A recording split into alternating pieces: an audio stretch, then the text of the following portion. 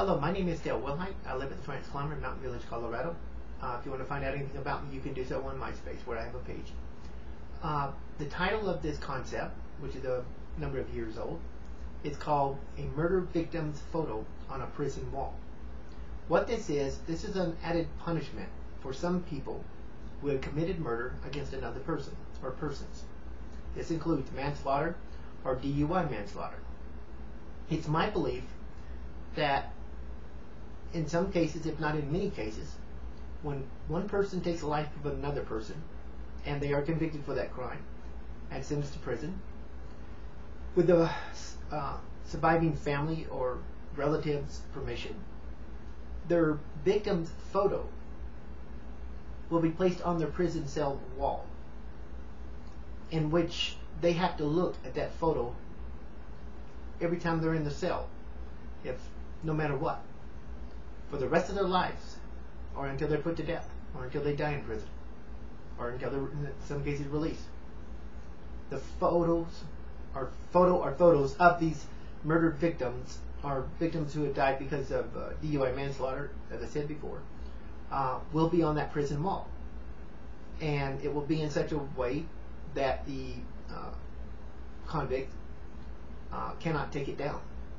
What I'm trying to do, I want these thugs, these people who take other people's lives, I want them to be tormented day in and day out by having to look at their victim's photo or victims.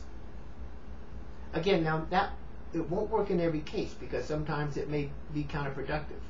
It's a case-by-case issue, and it's something that would have to be decided by a judge upon sentencing. And that's where it belongs.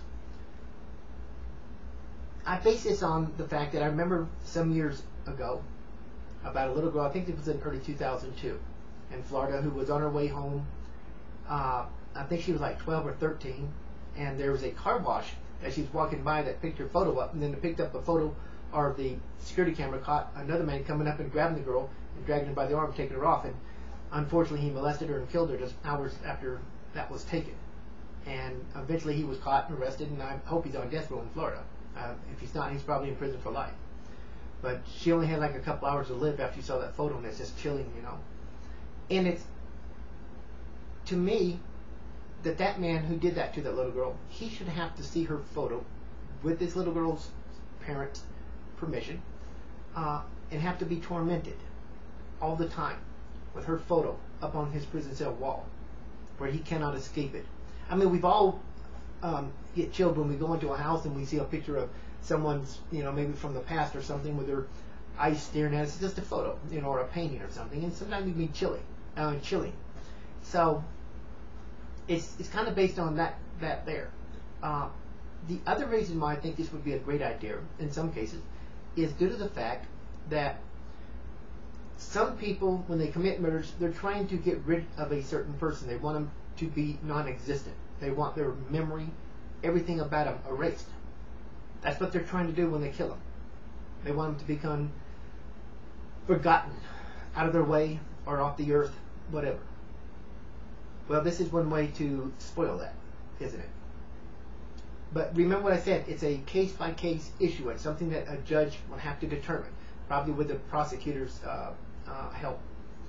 And if a judge says, okay, we are going to put the photo of the victim in the prison cell of the person that's been convicted for that murder or murders, the judge must first get the permission of the family.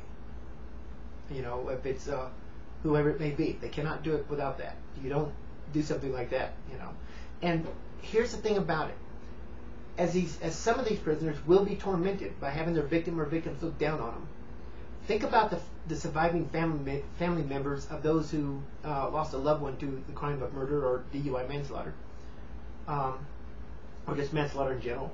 Think about the torment that they go to, because a lot of times you'll see the photo of their loved one who's been murdered, sitting up there, on top of the television or on a cabinet or in the bedroom.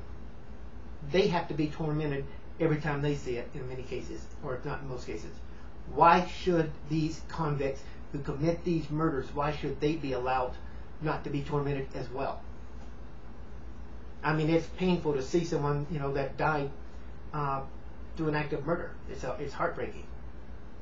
And it can be very depressing if it's your own daughter, your own son, your wife, your husband, or someone you really love. Well, why should these convicts get a free ride? Why can't they have to be tormented too and see what it feels like? At least, maybe not the same. The feeling may not be the same, but be tormented. I think anybody that sees this is going to have more than enough intelligence to understand what I'm trying to get at.